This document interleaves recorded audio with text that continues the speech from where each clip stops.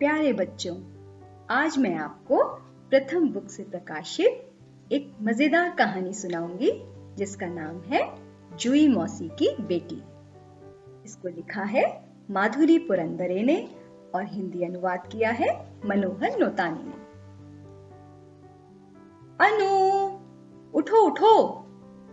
सुस्तू राम, अनु की माँ ने आवाज दी। सोने दो, अनु बुदबुदाई। ठीक है, तो फिर मैं अकेले ही जाती हूँ जुई मौसी की बिटिया को देखने, माँ बोली। बस फिर क्या था? अनु झट से उठ बैठी। बिटिया? क्या वो नन्ही नन्ही बच्ची है, गुड़िया जैसी? रुको, मैं भी चलूंगी। अनु चुटकी में तैयार हो गई। अपना दूध भी वह गटागट पी गई, बिना किसी नानुकुर के। और तो और माँ ने जब उसके बाल काढ़े तो वह रोई भी नहीं। मौसी के घर में घुसते ही अनु चिल्लाई, गुड़िया कहाँ है मौसी? होठों पर उंगली रखकर जुई मौसी बोली, धीरे, गुड़िया सो रही है। सो रही है? बड़ी बेकार है। अनु उदास हो चली। अनु को अपने पास खींचकर माँ बोली, अनु, गुड़िया अभी बहुत छोटी है, तुम्हें उसे तंग नहीं करना चाहिए। दीदी हो ना तुम उसकी। दीदी? यह सुनकर अनु को बड़ा अच्छा लगा। लेकिन गुड़िया सोती क्यों है? तभी उसके कानों में एक बारीक सी हुई की आवाज पड़ी। लो, जाग गई। यह बोलते बोलते मौसी ने गुड़िया को माँ के हवाले किया। मुझे दीजिए, मैं गुड़िया को अपनी गोदी में ले लूंगी, अनु बोली। नहीं अनु, तुम अभी बहुत छोटी हो, गुड़िया को संभाल नहीं पाओगी, माँ बोली। पर मैं तो उसकी दीदी हूं ना, अनु ने मचलते हुए कहा। लेकिन माँ की गोदी में गुड़िया क्यों? मैं भी माँ की गोदी में बैठना चाहती हूँ, मन ही मन अनु ने सोचा। माँ बोली, अनु दूर रहो, गुड़िया को तंग नहीं करो। देखो कितनी छोटी है गुड़िया। और गुड़िया थी कि उआ उआ करके आसमान सिर पर उठाई जा रही थी। अरे, मौसी बोली, लगता है इसने अपनी चड्डी गंदी कर डाली है। उन्होंने गुड़िया को पोछा पाछा और उसकी चड्डी बदल दी। अब गुड़िया जो है ही करके हंसने लगी। अनु को बड़ा गुस्सा आया। भोंदू, चड्डी में भी कभी छिछी करते हैं? और माँ और मौसी को देखो तो क्या हो गया है, छिछी कर दी और उन्होंने उसे डांटा भी नहीं। मैं कभी गलती से भी अपनी चड्डी में सुसु कर दूं तो माँ मुझे गुस्से से देखने लगती हैं। पर देखो तो सही, डांटना तो दूर, उल्टी गुड़िया को बड़ा लाड़ किए जा रही हैं। घर लौटने दो, बाबा को बताऊंगी कि माँ कितनी खराब है। चलो माँ, घर चलें, अनु ने पैर पटकते हुए कहा। क्यों अनु, गुड़िया अच्छी नहीं लगी तुम्हें?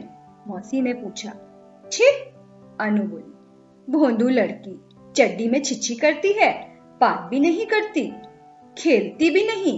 मुझे आपकी गुड़िया अच्छी नहीं लगी। आप अपने लिए ऐसी बुद्धू लड़की क्यों लेके आई?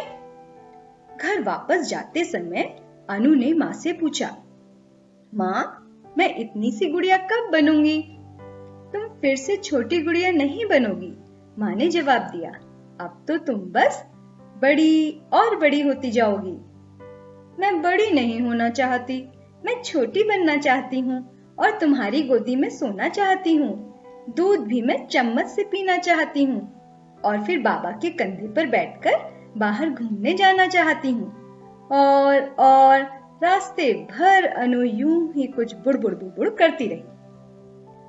अगले दिन माँ बोली, अनु, तुम्हारे छोटे कपड़े, खिलौने और तुम्हारा ये पालना क्या हम जुई मौसी की गुड़िया को दे दें? नहीं, अनु चीख पड़ी, यह गेंद मेरी है और वह पालना भी मेरा है। ठीक है, तो फिर ये छोटे वाले कपड़े दे दें, बहुत छोटे हो गए हैं, माँ ने कहा। नहीं, अनु फिर से चिल्लाई, मैं इन्हें अभी अभी पहनूंगी।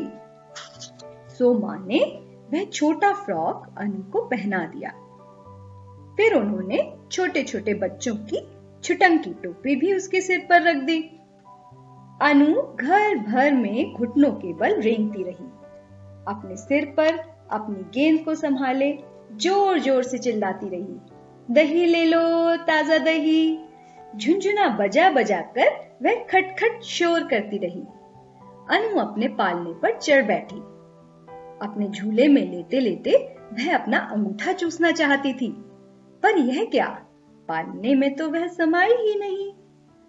उस तरफ उसके पैर बाहर लटक रहे थे और इस तरफ वह अपनी बाहें सीधी नहीं रख पा रही थी।